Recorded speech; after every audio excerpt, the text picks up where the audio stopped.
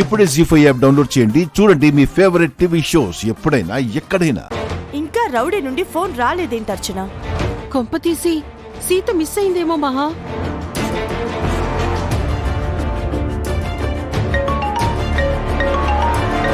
వాడే కాల్ చేస్తున్నాడు. మాట్లాడు. ఏరా, సీత దగ్గర డబ్బులు కొట్టేశావా? కొట్టేశాను మేడం. కానీ ఆ సీత నన్ను ఇరగొట్టి తిరిగి డబ్బులు తీసుకుంది.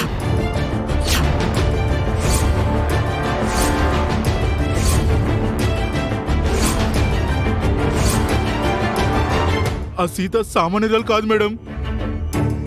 కాస్తుంటే తల పగిలి చచ్చిపోయేవాణ్ణి. ఆ మాట అనడానికి సిగ్గు లేదా నీకు? మగాడు వయ్యుండి ఒక ఆడపిల్ల చేతిలో దెబ్బలు తింటావా? దున్న పోతులా ఉన్నావు. దేనికి పనికొస్తావు నువ్వు? సారీ మేడం, డబ్బులు పంపించండి, హాస్పిటల్కి వెళ్ళి కట్టించుకుంటాను. చెప్పిన పని చేయటం చేత కాదు కానీ డబ్బులు కావాలా? వెళ్ళి చావు. తప్పు చేశాం మహా. ఒక్క రౌడీని కాదు 10 మంది రౌడీని పంపించుండాల్సింది. సీత ఫైట్ చేస్తుందని నేను మాత్రం ఊహించానా? దాని చేతివాటం మనకు తెలిసిందే కదా మహా. అసలే పోలీసోడి కూతురు. దానికి దొంగలు రౌడీలంటే భయమే ఉంటుంది. మేడం గారు, ఏరా, బోండాల్ని తెమ్మన్నంత తెచ్చావా? తెచ్చాను మేడం. ఇదిగోండి.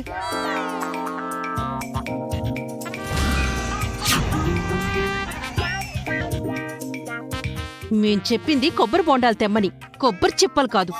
నేను బోండాలు తీసుకునే బయలుదేరాను మేడం. కానీ మధ్యలో సీతమ్మ ఎదురైంది. ఎవరో దొంగ వెధవా సీతమ్మ దగ్గర డబ్బులు లాక్కుని పారిపోతుంటే సీతమ్మ నా దగ్గర బోండాలు తీసుకుని వాడిని ఎడా పెడా కొట్టేసింది. అబ్బబ్బబ్బబ్బబ్బా, అదేం కొట్టుడు మేడం, అచ్చం సినిమాలో హీరోలు కొట్టినట్టు కొట్టింది. ఆ దెబ్బకు బోండాలు కాస్త చెప్పులయ్యాయి. కావాలంటే చూడండి మేడం.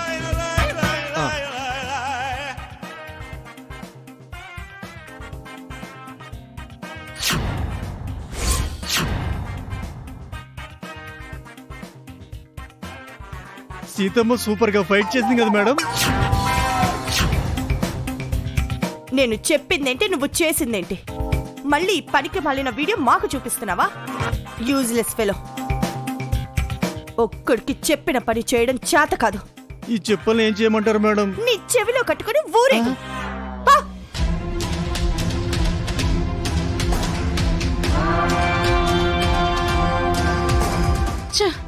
ఇలా జరిగిందేంటి మహా? సీత డబ్బులతో హాస్పిటల్కి వెళ్ళుంటుంది. మనం అనుకున్నదంతా రివర్స్ అయిపోయింది. రామ్ దగ్గర సీత మార్కులు కొట్టేసి ఉంటుంది. నువ్వన్నట్టు సీతకు దొంగలు రౌడీలు అంటే భయం లేదు. ఆ పోలీసోడు శివకృష్ణ తన కూతురు సీతకు చదువు చెప్పించకుండా ఫైటింగ్లు నేర్పించినట్టున్నాడు.